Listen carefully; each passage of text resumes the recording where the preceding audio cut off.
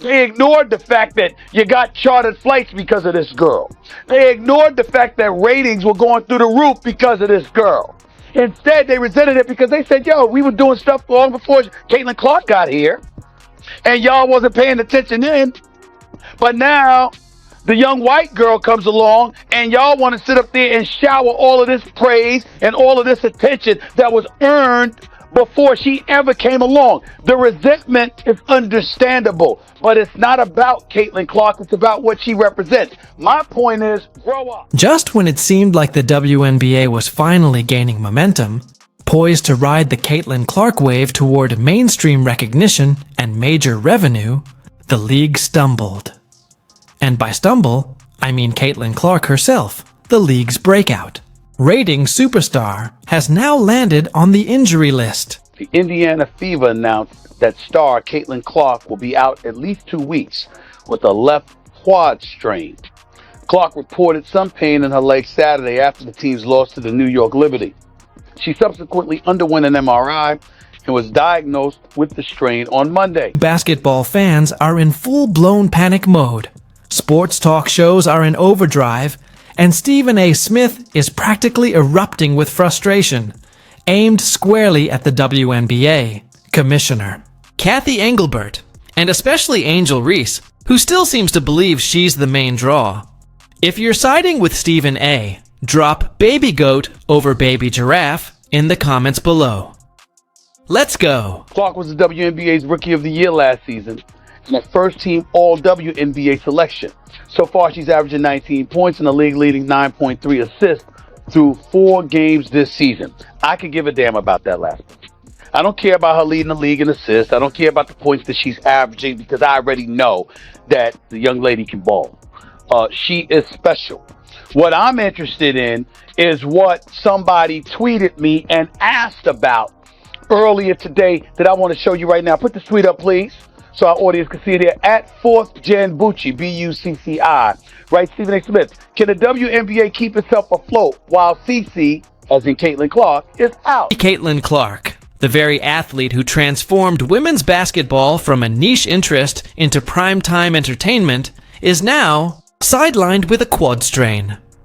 She'll be out for at least 2 weeks. 2 long clockless weeks in which the WNBA will try to put on a brave face while the on-court product struggles to keep up. Imagine this, the league's brightest star stuck on the bench in street clothes as TV ratings start to dip like a stone in shallow water. Unfortunately, though, the celebration in the WNBA, it was cut short yesterday afternoon as WNBA players learned the harsh lesson: be careful what you wish for. Headline at the New York Post. Caitlin Clark sidelined with Indiana Felines announcing shock injury. Keyword: shock. This injury was shocking, but not for reasons that you may think. And of course, the first to erupt over the situation was none other than Stephen A. Smith, ESPN's resident lightning rod. He didn't just offer commentary, he went full DEFCON 1. While others around the league offered carefully worded responses or polite indifference, Stephen A. came in like a firestorm, calling out every poor decision and misstep that brought us to this point. And let's be honest, someone had to say it. While most are tiptoeing around the issue and acting like Caitlin Clark isn't the reason paychecks are clearing, Stephen A. said what many were thinking out loud. Fanatics also reported a 100% increase in sales for WNBA specific merchandise. It started with Caitlin Clark. And so now that we know all of this, and we've known that for months, now we get to turn around and look and see what exactly is it the league will do knowing that she's out for the next 2 weeks. I'm not saying I know for sure what's going to happen, but I have an idea. Stephen A. Smith didn't just weigh in. He delivered a masterclass, as if he'd been waiting months to expose the league's blind spots. While WNBA executives played it cool, downplaying Caitlin Clark's impact, he came armed with facts and ready to set the record straight. It wasn't just commentary. It was like a math lesson with fireworks. Think the league can thrive without Caitlin Clark? He asked, essentially. Go ahead, check the numbers.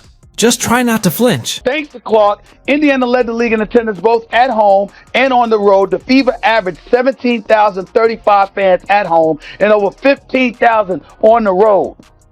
4 teams moved home games, bigger arenas, when Indiana came to town to accommodate more fans. That's about Caitlin Clark. How do we know this?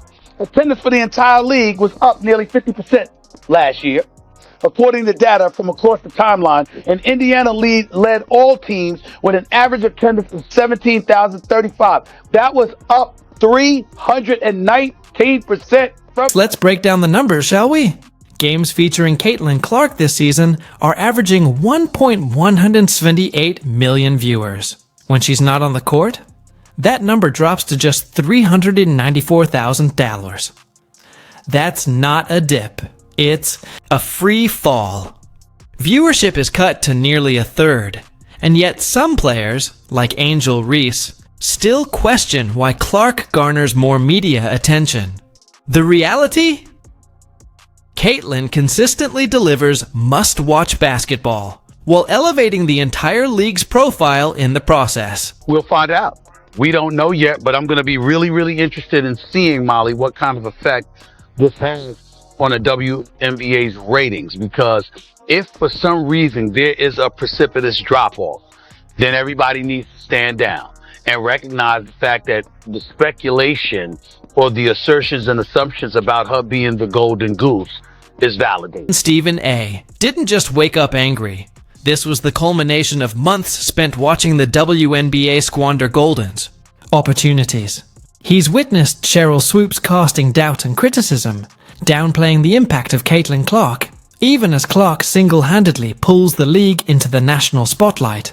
And of course, Angel Reese couldn't help but turn every headline into a personal showcase, like she's auditioning for the role of most misunderstood teammate, rather than embracing the bigger picture. You asked me about Caitlin. If you're going to break a record, to me, if it's legitimate, you have to break that record in the same amount of time that that player set it. Okay. Right?